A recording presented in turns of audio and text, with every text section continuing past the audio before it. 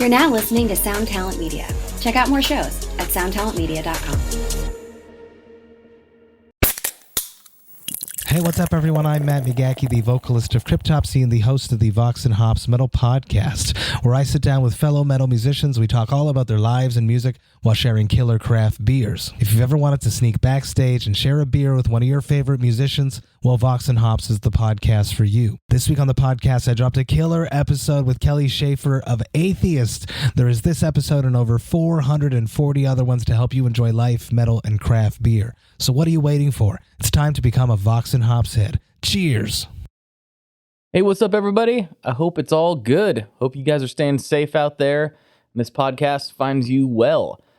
This episode was a lot of fun. This one was with Ken Rose from a band called Hero Jr., who I discovered via the wide world of the internet. And I talk about it a little bit in this episode, so I will not ruin that surprise. I guess it's not that much of a surprise. It's just kind of a cool thing that happened. The band has great riffs. Ken's a great guy to talk to. He was really, really fun to talk to. We just talk about a lot of music business stuff, and he's got a deep history in that. And of course, we get into the gear and what the band is up to and all that good stuff. Really fun conversation. And Ken was kind enough to stick around for an extra, I don't remember exactly how long, but quite a while for additional Patreon content. So if you like the show, you want to see it keep going, and you just can't get enough of this blabbering, you can slide over to patreon.com/tonemob, and for just $5 a month, you will get additional episodes delivered to your ears every week. They might be extended interviews, which is what most of them are. They might be good chats between me and my friend Justin Porter. They might be demos. They might be any number of different forms of audio content, but largely it is additional interviews, or extended interviews, rather. So patreon.com/tonemob is where you can go. For $5 a month, that's where that stuff starts. So thank you to so much for everybody that's doing that. And I'll shut up now and get right into this episode with Mr. Ken Rose.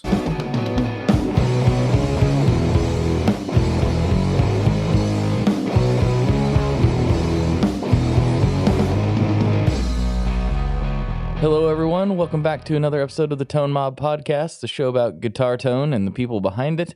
I'm your host, Blake Weiland, and with me today, I have Ken Rose from Hero Jr. What's going on, man?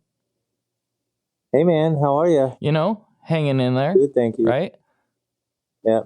Healthy. As long as we're healthy, it's good, right? That's right. That's all we can ask for at this point. Yeah.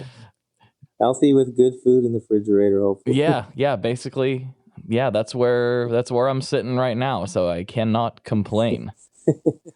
I had a surprise guitar show up this week, so I'm probably doing better than average, if I'm being totally honest.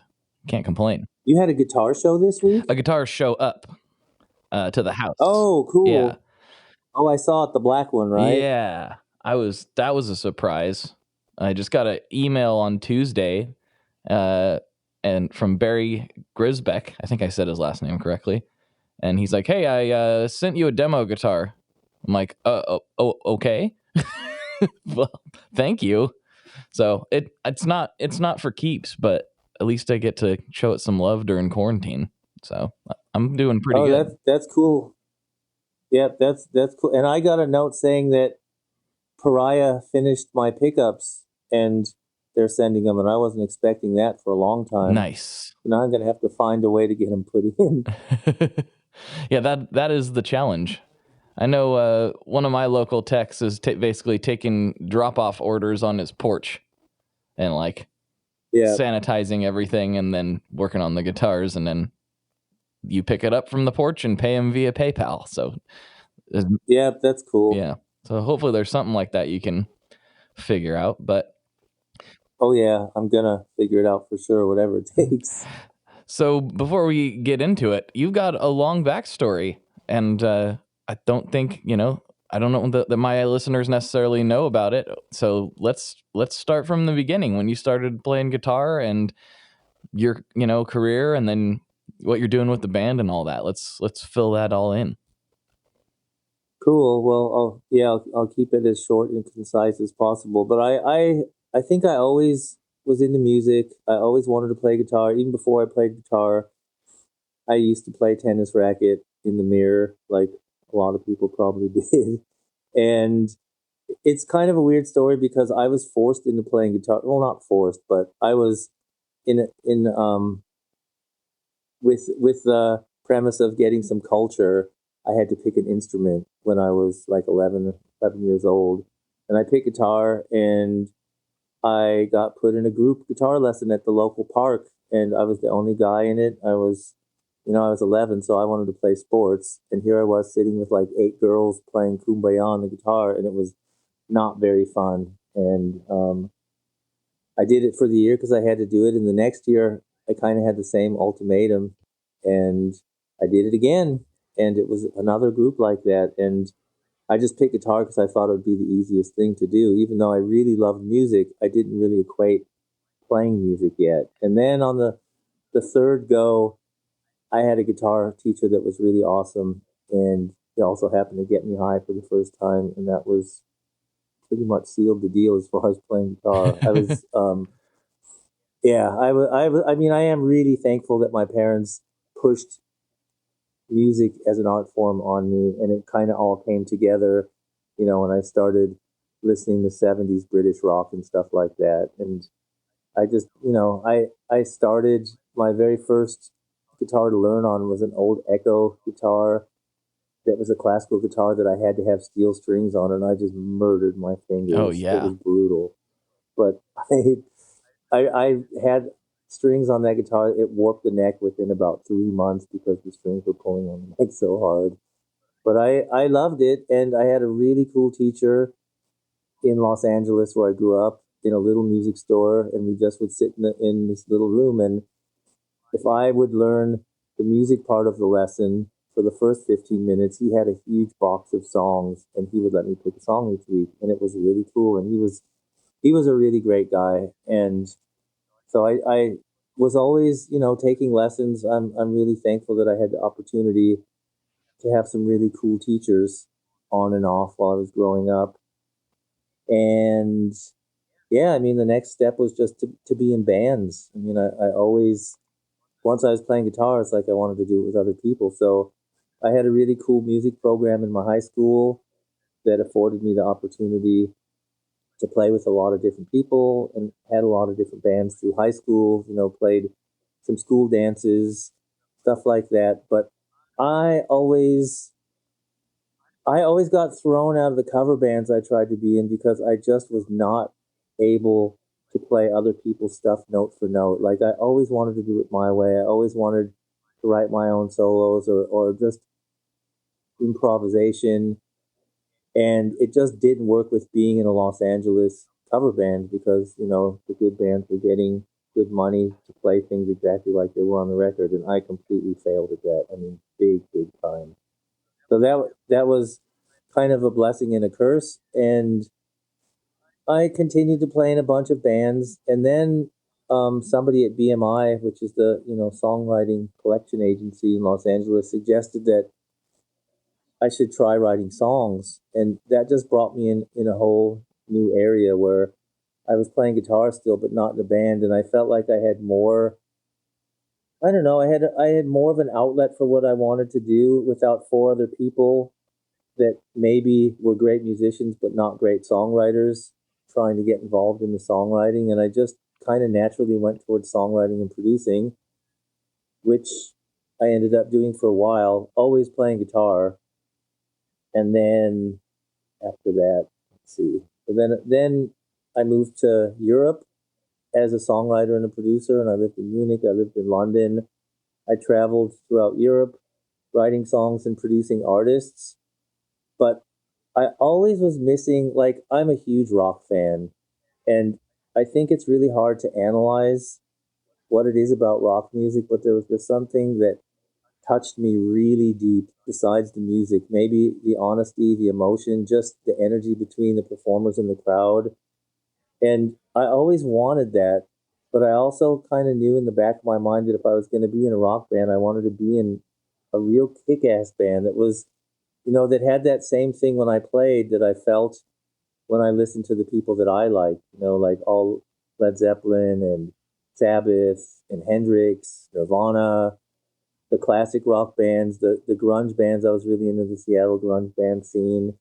Stuff that was honest and where there was some kind of a special bond between fan and band. I can't explain, I think it's something personal to each musician, but I really felt that. And so I just decided that I would bring that element to my songwriting sessions. And so I was usually the guy that came in, wasn't planned, just winged it and had fun. And I developed a rapport with my co-writers, regardless of the style of music, based on that rock vibe, I think. And yeah, so then I continued, I wrote songs, I produced records. I was always playing guitar on the stuff I did. And I just never found a band. And I was working on a project in New York with a drummer called Kenny Aronoff, who's a really cool studio musician, really great guy. Oh yeah, I've heard And his while stuff. we were, yeah, he's a monster. Mm-hmm. And when we were working on this project together, he mentioned that he had access to a really cool studio in Bloomington, Indiana, which is where he was living and teaching at the time. And he was, still playing with John Mellencamp a little bit back then. And he said I'd save a lot of money, if I go to Indianapolis instead of New York, it would be great on the budget. So I started doing that when I was mixing records and I did all my drum recording with him there. And on one of those trips, I met Evan, who's my songwriting partner, and he's the singer and the founder of Hero Jr. And I would go, like 1 to 2 weeks at a time, mixing stuff and then going back to London. And on one of those trips, I think Evan was like 18 years old then. He was really young, and he had moved out to Bloomington from Michigan. And we just hung out and we wrote a couple songs and worked on some ideas that he had developed. And yeah, it was that thing. I remember going home and just saying, man, I really met a guy that I have a vibe with. And I was right in the middle of having a publishing deal with, I think it was Sony Music at the time. And I just really couldn't leave to be in a rock band. That wasn't in the cards at the moment. And Evan was really persistent. It was really awesome. We talked a few times a year, and he would just say, you gotta come. And I was like, well, I can't. And I still had the same feeling, but I did go back one time and we recorded an EP together, which was awesome. And we sat in a room for a couple days and we just developed some ideas he was working on. We wrote some new stuff and we made that record fully live in a bedroom in a day. And that was pretty good for me feeling wise, because it was just like, wow, this is really what I want to do. But I was still tied to a contract that I couldn't leave. So I think it was a couple years went by, and then Hero Jr. in the formation that they had then, Evan had stopped doing his solo thing, and it kind of morphed into Hero Jr. with Dave and Dave Dubrava, he's our bass player. And at the time, Evan's brother Matthew was playing drums, and they talked to me about writing some songs together, just being creative together and co-producing their record. And I really wanted to do it, but I still had to stay in London. So we ended up writing everything over Skype together, which actually worked because we had such a good connection. And we made a record back and forth. And even though it's really not what we're doing now, it was the start of, getting a little more creative together and a little more having a little more consistency to our relationship. And then what happened next? Okay, and then we finished this record. It finally got put together, and they invited me to come out to their CD release party in Indianapolis. And at first I said, yeah, I'm not sure if I can do it. And then within a week, all the things that had stability for me in my life disappeared.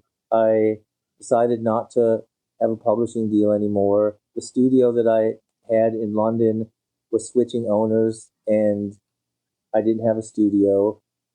I ended up breaking up with my girlfriend at the time.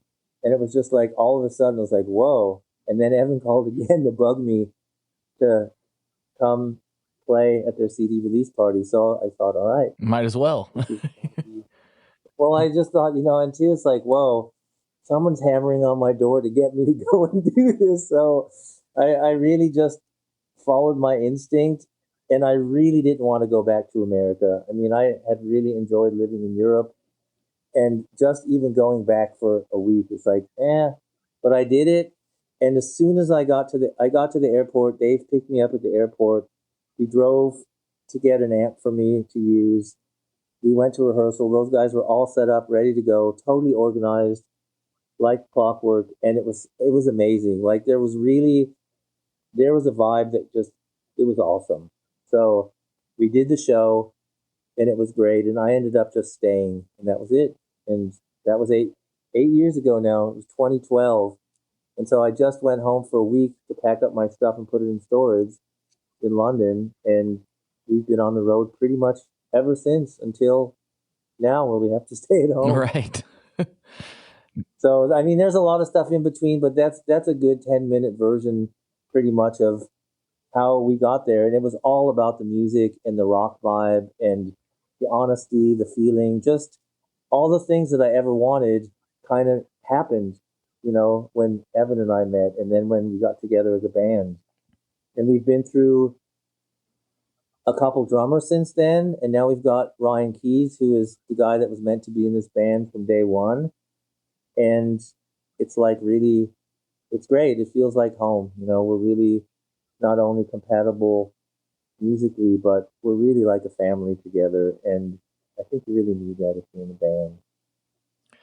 Yeah, I mean, if you're not getting along and not jiving, chemically, then it feels like it'd be really difficult to make any headway. I know there's stories of bands that all hate each other, but I think that usually happens after time. If you start from that point, it's not really going to go anywhere. I don't feel like. I mean, yeah, and it's not like we don't have moments, it's like we're all honest. And part of the reason why I think this band is so awesome is because it's four people being themselves. And when we play, it comes out as one. And I think that's really cool. It's like we're all being ourselves. And I think when you make art and music and you create stuff, it's like that's my goal as a bass, is just, to be myself. And if I'm going to work with people, that they're themselves. So of course there's times where someone had a bad day and, we get snappy at each other, but it's it's kind of like having three wives. It's I love them all, and there's just a couple days a year where it's just not as fun as the other days, but we really do get along well. And I think we all really respect each other. Like everyone has such an important role in the band. And like you said, a lot of bands hate each other in the long run. It's like we really split everything equally, and everyone does their thing. And we're really, besides, being, we're a really good live band. We're really emotional. We really don't think about things too much and just play. The shows are different every night, but we also treat it as a business, and everybody relies on each other. And I think without that, for me personally, it just wouldn't work. It's like everyone's got each other's back all the time. And I think it comes out in the music when we play. I'm sure of it. And I think that's why, when we make new fans and people come up and talk to us, it's like we're no different than the music as people. I mean, I can tell, I guess I should explain, how I found you guys and why we're talking right now is you did a takeover on Orange Amp's Instagram, and I wasn't aware of the band at the time, and I was just like, listened to a couple clips, and I was like, oh man, these guys got something here.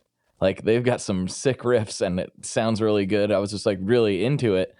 And so I started following the band and started following you after I saw some comments, and it was just like, and then, yeah, next thing you know, we were talking on the phone after a bit, and it was like, yeah, you got to come on the podcast, man. This is going to be a great time. So the internet is a magical place still, despite all of the trolls that come out of the woodwork once in a while. So it lets us do things like Yeah, this. it is. It's really cool. And what's really great about, I mean, Orange, for such a big amplifier company with so many people with such strong taste in music paying attention to it, it is really, really rare that people are trolling on their social media, and they eliminate it right away. It's like, those guys are awesome. They're in it for the music, and their company's doing really well. They make great products, and it seems like, I don't know, it seems like they've got the same kind of family vibe that the band has, and we've been really trying. I mean, I've been working with Orange for 8 years now, and the way they sold me on their amps is they knew that I was coming. It started in England, actually, and someone turned me on to the English people, and they just said, they asked me what I was using, and I said I was using, at the time, I was using a couple 69 vintage JMP Marshall combos, like the 50-watt combos. And they just said, "You're going to love our amp." And they gave me the OR50, and they were right. And I've used that amp for 8 years, and I haven't needed to put lots of cabinets with it. I still, because, we're playing some smaller gigs, we're playing larger gigs. It's like, we don't have a road crew. So I got to be I got to have my footprint in the van friendly as everybody else. So I can't really bring tons of gear with me. And I've been using the same 212 speakers and head for the most part for 8 years. And they backed it up. And that's how we feel like we are as a band. It's like, we back it up, and I don't think it's arrogance. It's just, we have a really high standard, and we want to have fun, and we want to do good business and good work. And we want to work with people like that, and they're just like that, and they don't have trolls, and their internet presence is really cool. They do different stuff. They've got a really good sense of humor, and it's kind of like that with all the people we work with. It's like, we've really been lucky to find a gear family that, one, we believe in the gear that we use, and some of the stuff that I use, I've used it and would pay for it even if I wasn't getting it. So it's really cool that we've grown over 8 years as a band, and we're kind of picking up a family of people that really love rock music, and that's what it's all about, Yeah, I mean, it's trying to surround yourself with like-minded people and good people is, it just makes life so much better. It does. I've been in the opposite situation where, like, every day I'm going to this place, and not so much with my last job before I was doing this, but with one of my older jobs, it was like, I don't like anyone here except like one dude. Like, it's just like these are just not my people. And I tried to be nice and put on a good face, and they probably didn't know that I didn't care for them, but it was like kind of like a toxic environment in a lot of ways, and it was just like, I don't fit in here at all. And so now, most of the people I talk to all the time they're wired more like me. They're interested in the things that I'm interested in, and treat people the way I think that people should be treated. And it's just much more, I don't know. There's no weight to it. It's not like I Totally. don't do that thing. The thing where you wake up every Monday and you're just like, God, please just shoot me. I don't do that anymore. So that's awesome. That's the beauty of it. But yeah, let's talk about some of the. Could you imagine? Oh, sorry. Go ahead. Go ahead. No, I was just going to say, can you imagine being in a band where you only like one person? Like, when you get to that point where you're on different buses, it's like, I really don't think I could do that, no matter how much success we had or didn't have. It's like, when it gets to that point where the wives are fighting, the girlfriends are fighting, everybody's fighting, and then you got to go play a show. It's like, man, that I couldn't imagine that. That's not in the cards for what I want to do. No, man, and that does happen. You hear stories, and I know. It's like, oh man, but yet they kind of have to keep doing it in a weird way.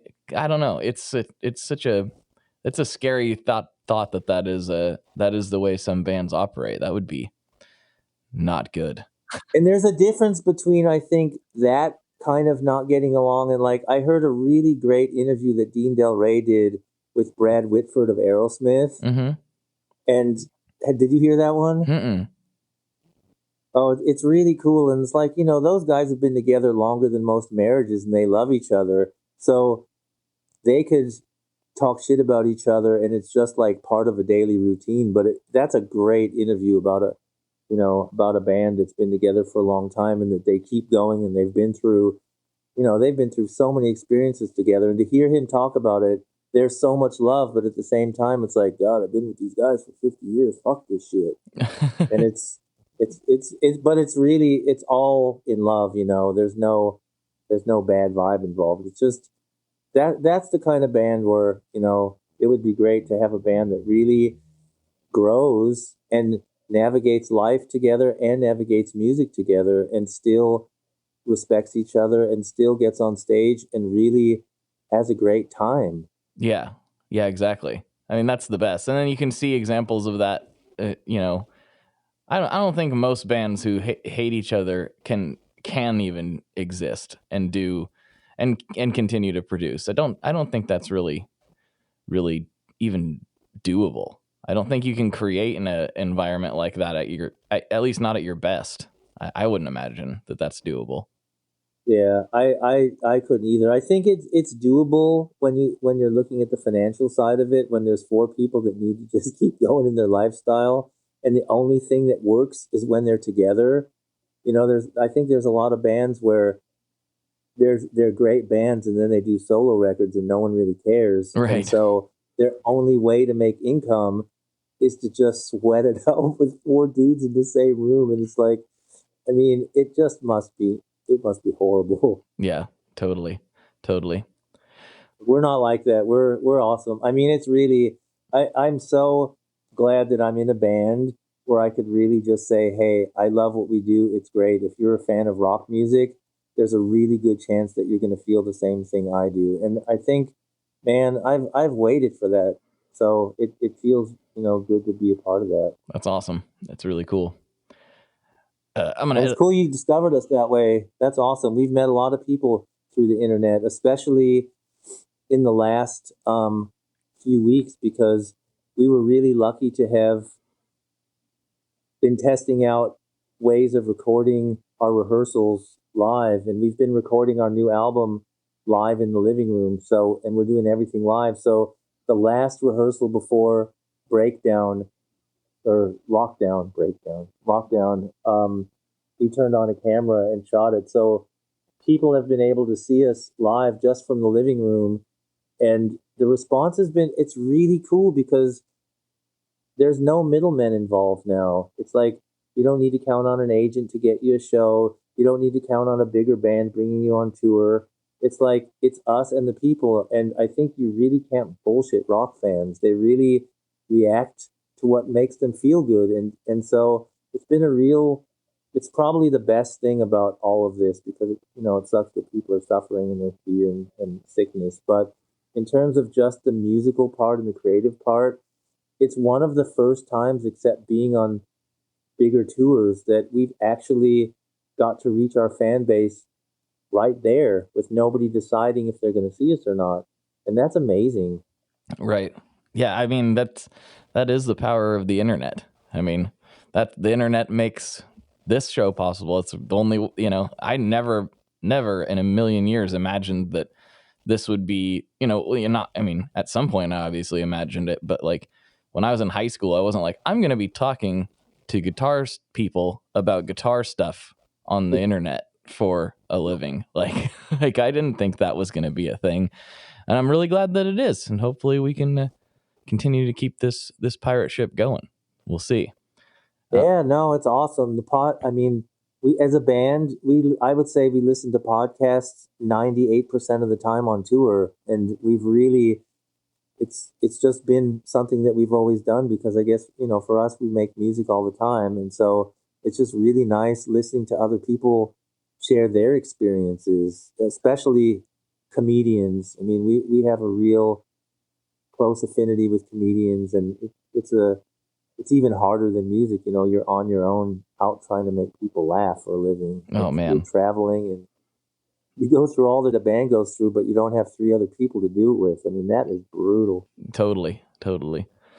So I've done one sort of stand-up-ish thing before, and it was just like a roast of a friend amongst friends. So he's like, it was like his 30th birthday, and it was like, yeah, we're gonna roast him. And so I tried to like write all this material out beforehand, and the audience was all people I knew. It wasn't anybody that I didn't know. And I'm good with public speaking. I'm good with that. That's not a problem.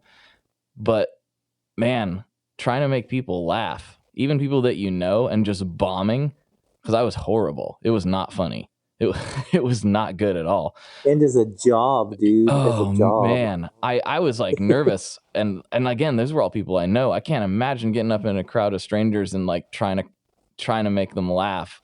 Oh, that sounds terrible. It sounds so terrible. But the good thing about comedians, though, is for them, when they do make it, man, their expenses are so much lower than a band. They don't have as many. So that you know, the check that a band gets divided by the members of the band plus crew plus, you know, who managers and whatever. The comedians, they probably have a manager, but it's just the manager and them. So that's a nice benefit to all that hard work, for sure.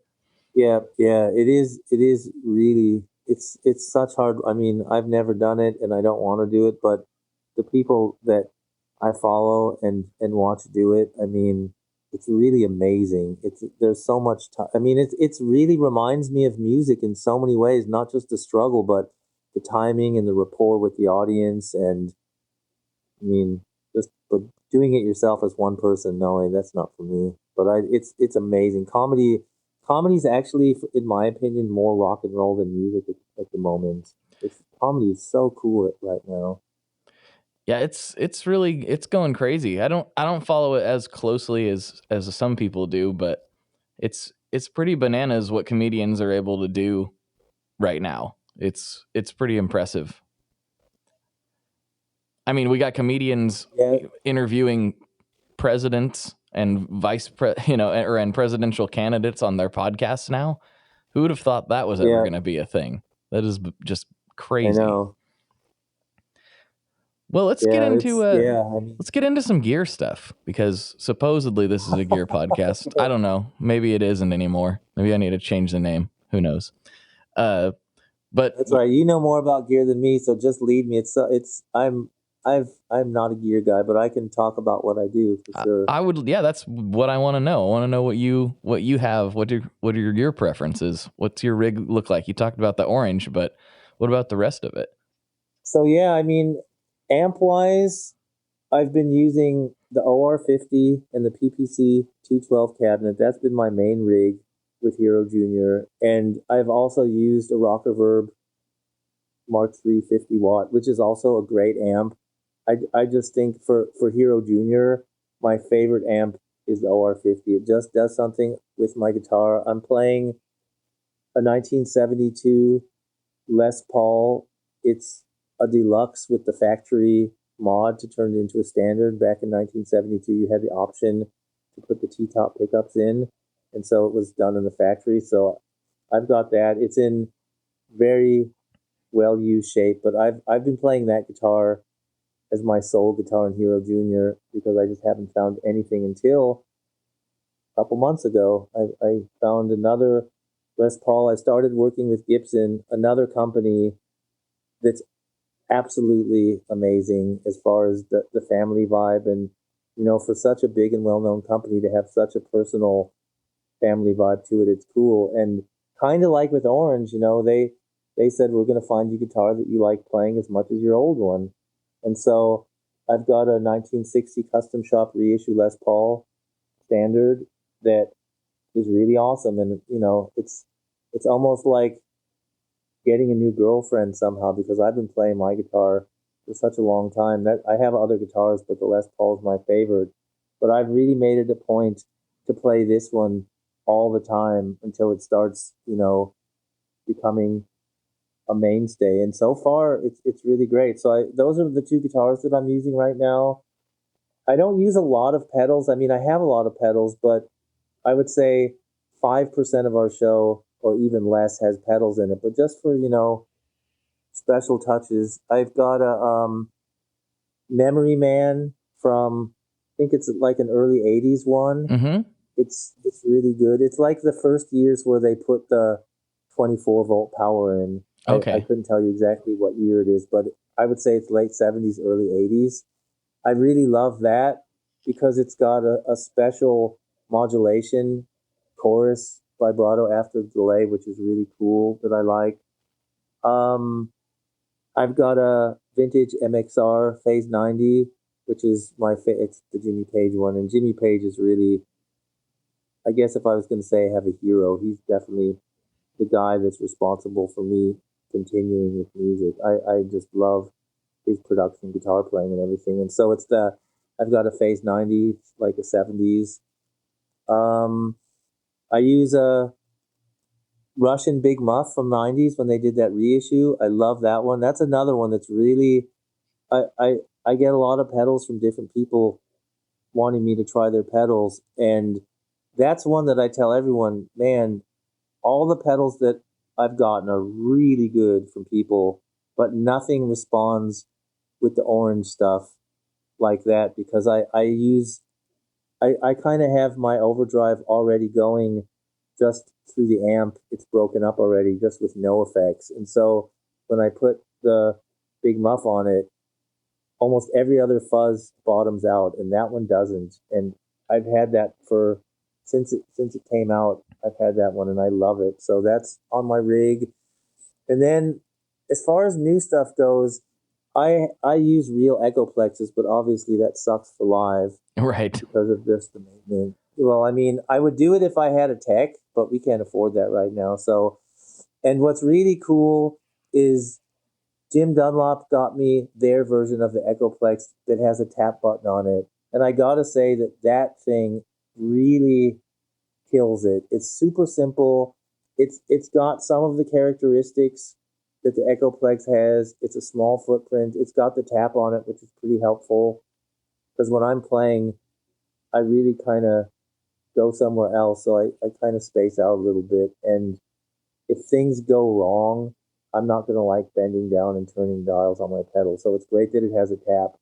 That's one of the newer things that I use. And the other thing is Gabriel over at Echo Park. He makes this harmonic boost. It's just one button and one knob. And that thing is really great because I get a boost and it doesn't really change my sound at all. And I love that. That's such a great pedal. And it's just, it's just one gain knob and that's it. And other than that, I use a CAE wah. That's also something that I got from Jim Dunlop, and that's a really good wah pedal. And other than that, I just switch things in and out for Hero Junior to see what works. I mean, that's how we met, I think, besides the Orange connection, is we were talking and then I asked you about a pedal I saw and it turned out that you knew the guy that made it. Yeah. Yeah. That's it was our boy over at Mr. Black, Jack DeVille. He's been on the podcast and I know him pretty well. So yeah, he's makes such good sounding pedals. His forte is well, he can do whatever. He's a really great engineer, but his forte is making digital stuff that doesn't sound digital. Basically, it sounds really good, and it's because he does all the coding from scratch. So he's not using any drag and drop things that are there's like graphical interfaces that are available to program some of these things, and that's why some of them kind of sound the same.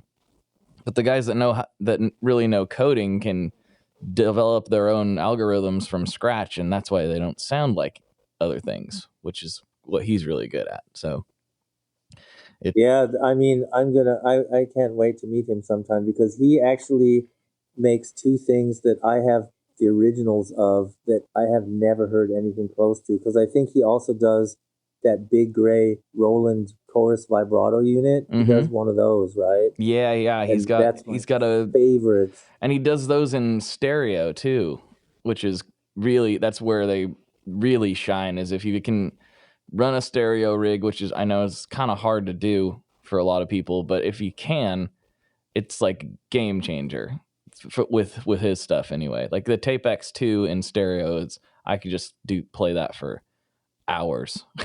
It's so Yeah, crazy. that's his stuff sounds amazing. Like that's really that his stuff really sounds amazing. And then so yeah, I mean, and then I do sessions for people, you know, because I'm producing and writing with other people when we have some downtime, which is pretty rare. But now actually, it isn't. It's I've done the most work like studio and writing stuff being home alone the last couple weeks because we're not doing, you know, we can't be together because of the social distancing. So, and I've been getting into doing some kind of trippy meditation music, but it's really, really simple. And for that, I'm using different pedals because I don't want to have any noise. Like with Hero Jr., the noise is part of it, and it's great. And it, you know, we're dynamic and loud as a band, so I've got all my pedals true bypassed through a switcher, just a manual switcher.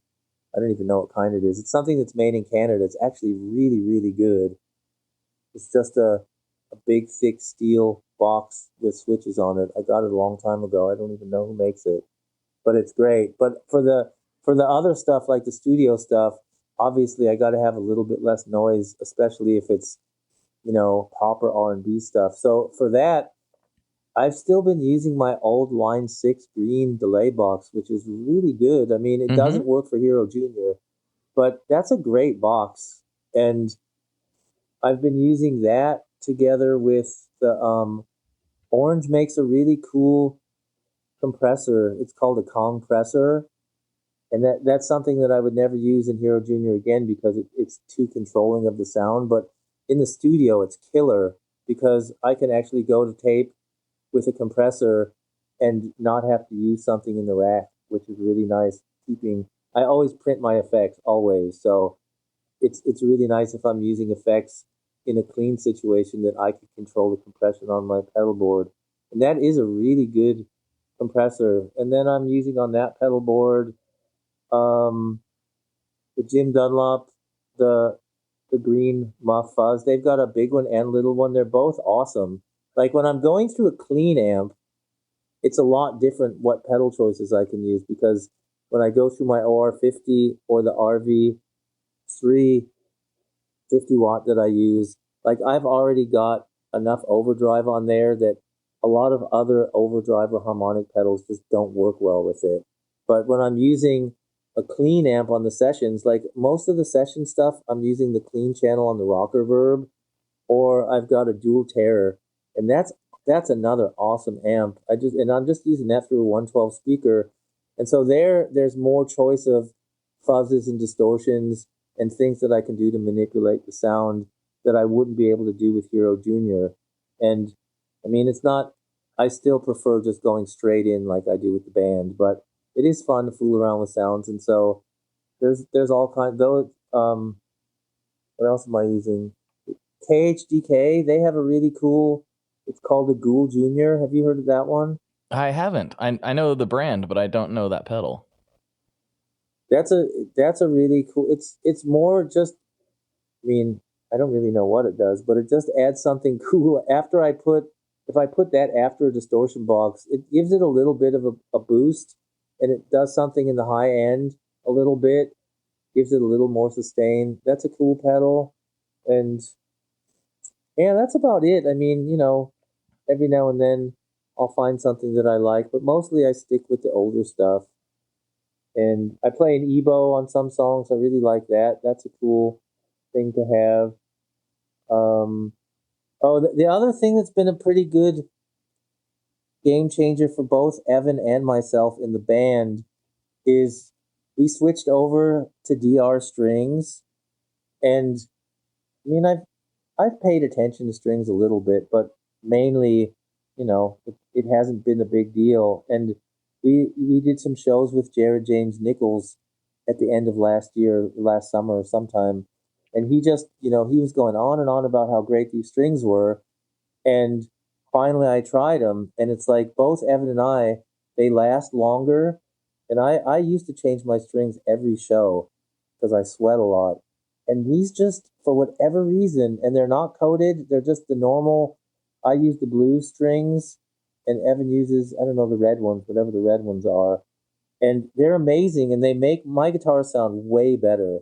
They're on this album. It's the first album I've recorded with these strings. And for someone that's not really giving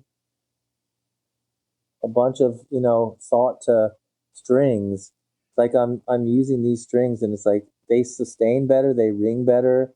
The bottom end clarity is so much better. And it just, I've gotten a lot closer to my guitar, believe it or not, through the strings. And Evan, who's a totally different kind of guitar player than I am, he plays a hollow body Epiphone, and he put the strings on his guitar, and we both looked at each other and it's like, wow, these are insane. So I've been using these strings now for, I don't know, a little more than a half a year, and they're also awesome. And then I use just normal Fender heavy picks, the ones I've always, I like heavy picks. Yeah. I've been using those. I'm a heavy pick guy too. And that's it, I mean, I'm always up for trying stuff, but I've never found a better combination than I have right now. And I don't have, I mean, I wish I had a smaller pedal board for live, but I still, it's going to take something really serious to get on my pedal board, because it's not just what it sounds like for me. It's like once it gets between the guitar and the amp, there's something with the way I play and the way I feel it, that if it doesn't feel good, I can't really play well. And it's like if someone gives me their guitar, I have a really hard time playing strange guitars.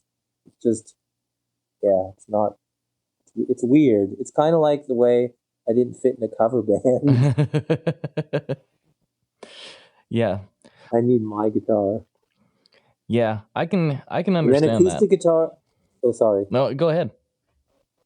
Oh yeah, and then acoustic guitars. I mean, we used to do a couple unplugged things, but we're just really focused on the electric right now. But I do have a Hummingbird that's from the early '60s.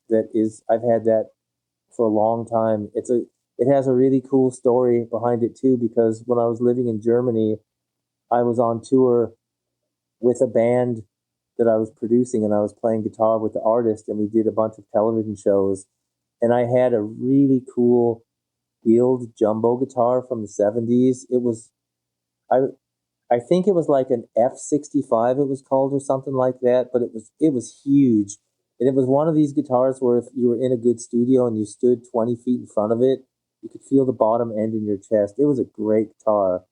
And we were in Amsterdam, and I had that Guild and the same Guild but 12 string, and they both got stolen out of the van, and I was like really heartbroken. And I was just looking through the Vintage Guitar magazine in America, and there was a store in Connecticut that had a Hummingbird, and I had never had one before, and it was the type of sound that I like, really warm and not too. I'm not really a Martin guy, because I think the Martins are a little too clean for the way I play. They're great guitars, but it's not my thing. And so I called up the shop, and I said, I'm in Europe. I said, it's a good price. It looks cool. What can you tell me about it? He goes, dude, it's a little beat up, but it's had a lot of good playing on it, and it was $1,000 for a 64. What? And yeah, and I just said okay, and he said, and the guy at the store guaranteed me that if I didn't like it, I could send it back, and so it was a no-brainer. And I've had that guitar for a long time now, and it's a great guitar. I mean, I've broken it a couple times. It's been professionally, fixed up, and each time it gets fixed, it definitely changes sound, and it takes me a long time to get used to it. But I was on tour for 2 years with Marianne Faithfull in it was like 07, 08, those 2 years. And I had that guitar with me and another Gibson that I was playing at the time. And I always used to sit on my case sideways at the airport and stuff like that.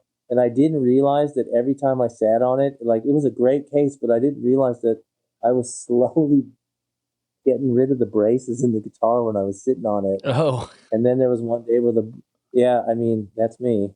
And there was one day where the brace just fell off, and I had a friend in Munich, Germany. His name's Thomas Keller. He's like one of the best luthiers I've ever met, and he really knew how to set up guitars. He's amazing, and he fixed my guitar, and it came back a totally different guitar. And it took me about 2 years to start liking the way it sounded because I was so used to the old way. But same with my Les Paul. I've had the neck break off of that guitar 2 times. Right? Yeah, twice. And it comes back sounding different, but it's always awesome.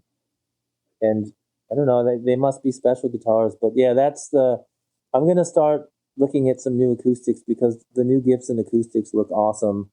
And I would like to have a guitar to play that's not from the 60s that I take out of the house. It's a little too old now to take that out of the house, but it's a great guitar. Actually, yeah, I love that guitar. It's really like a part of me. Both those old Gibsons are part of me. I've always been a big fan of the Gibson SJ200. It's like my favorite acoustic that I've played. My dad has a really nice one. My friend Leon has a really nice one. They sound awesome. When I went to NAMM, I played some of the new Gibson ones. I played the Gibson one, and then I went over and played the Epiphone Masterbuilt one. And surprisingly, I actually liked the Epiphone better. I just thought it sounded, at least on those 2 particular guitars, I just thought it sounded fuller and richer. And I was like, look at that. You never know. You never know what's going to happen. I was just really impressed with the new Epiphone stuff across the board at the Gibson booth. I was like really impressed. I was kind of surprised, honestly. Not that Epiphone's ever been bad, but it's just like, this stuff is really good.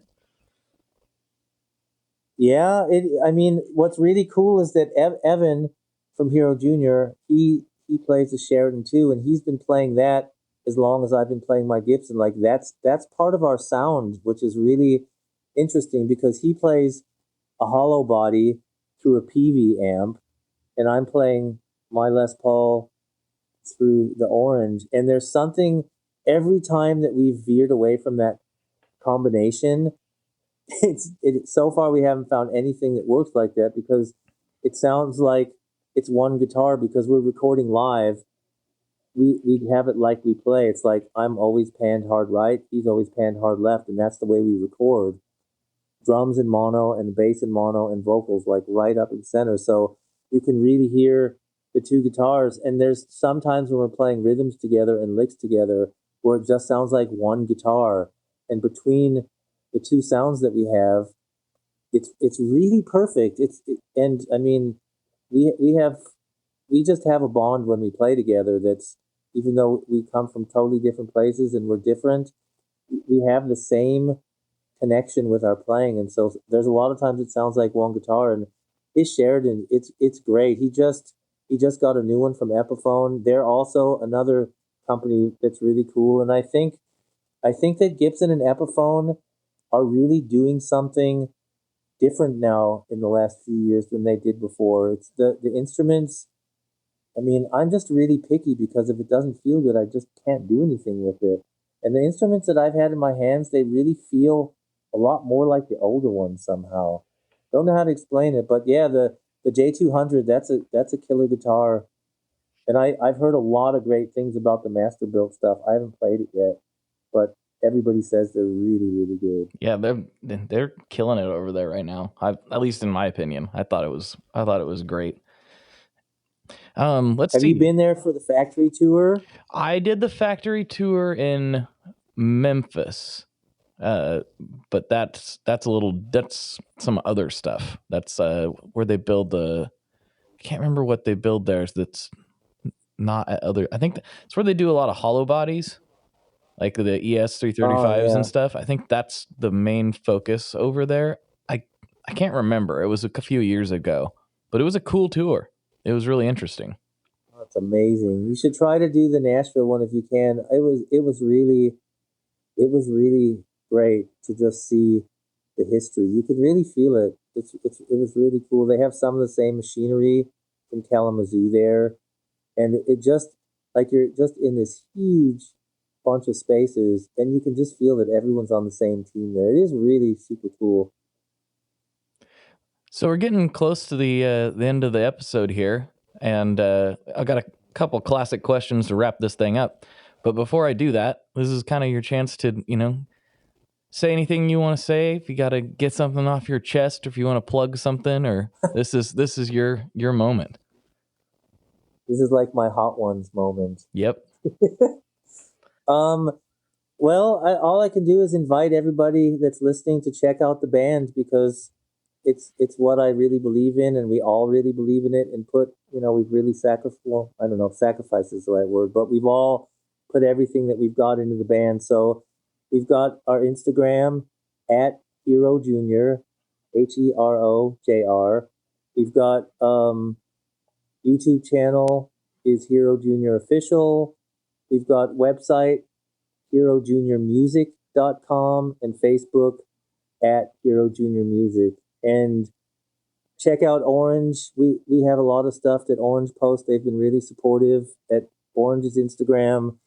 I'm doing a 1-hour little talk show, play show, whatever. We're trying to figure out what it is, on Orange every Monday at 4:00 Eastern time. Check out, we got stuff on Gibson's got a great TV station. Gibson TV is really cool. And yeah, just listen to the music, and I hope you guys really like it. It's makes me happy, so hopefully it'll make some other people happy too. There you go. Nice. And thanks so much for having me. It was really cool the way we met. I really enjoy stuff like that. Yeah, it's fun. It was a good chat. Thanks for coming on. It was really fun. Okay. Yeah, man. Thanks for having me. Here we go with the classic questions. Here's the first one. What is your favorite Boss pedal? Oh, the CE. I guess it's the CE2, right? The gray one. Okay. The old one. Yeah, that's wonderful. Yep. Boss. I love Boss.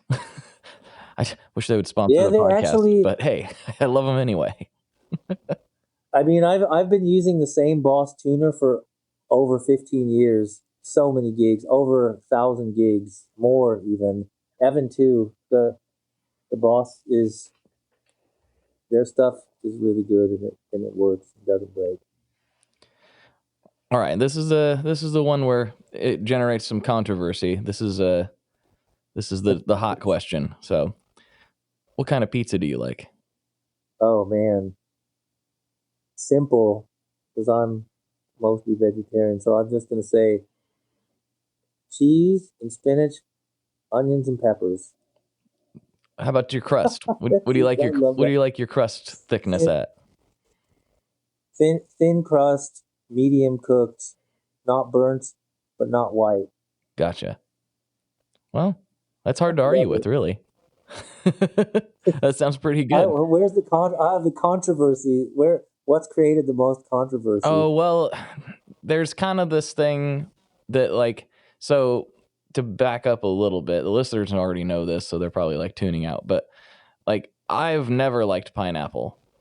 End of story. I don't like pineapple on anything. I don't want to eat pineapple, and I seriously don't want it on my pizza.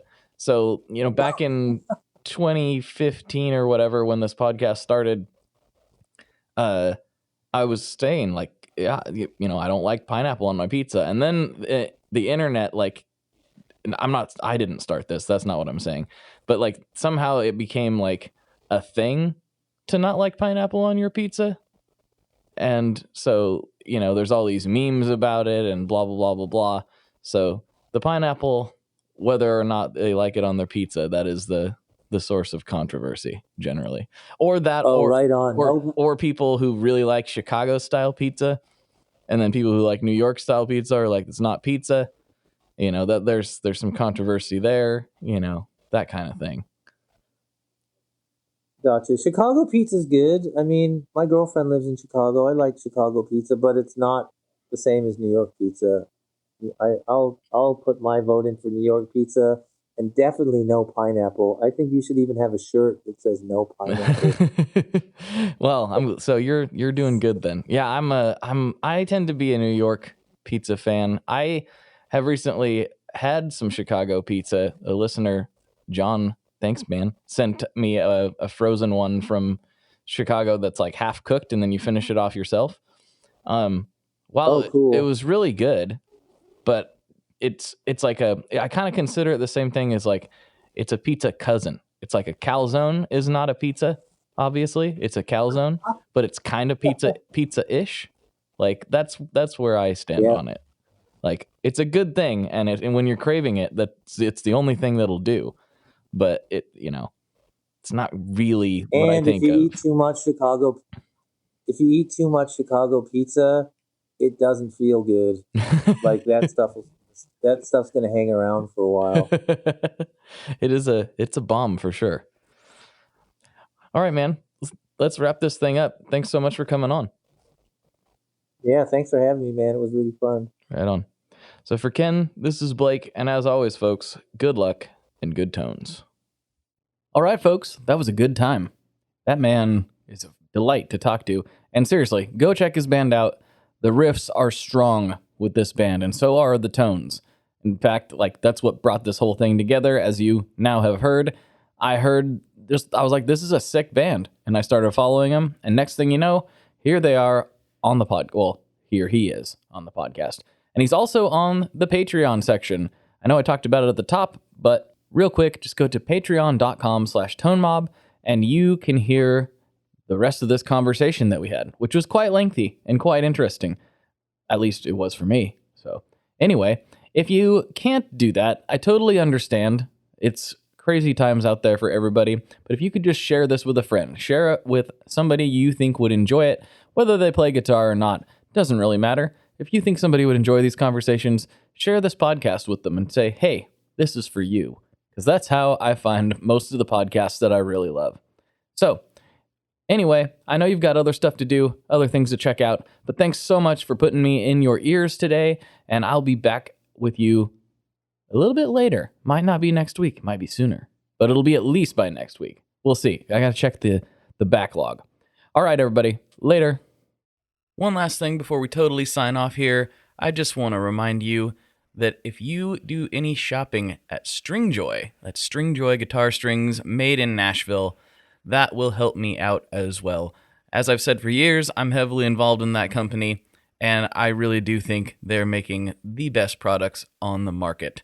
So if you would like to try custom strings, go to tonemob.com/stringjoy and check them out today. I seriously love what the team down there is doing.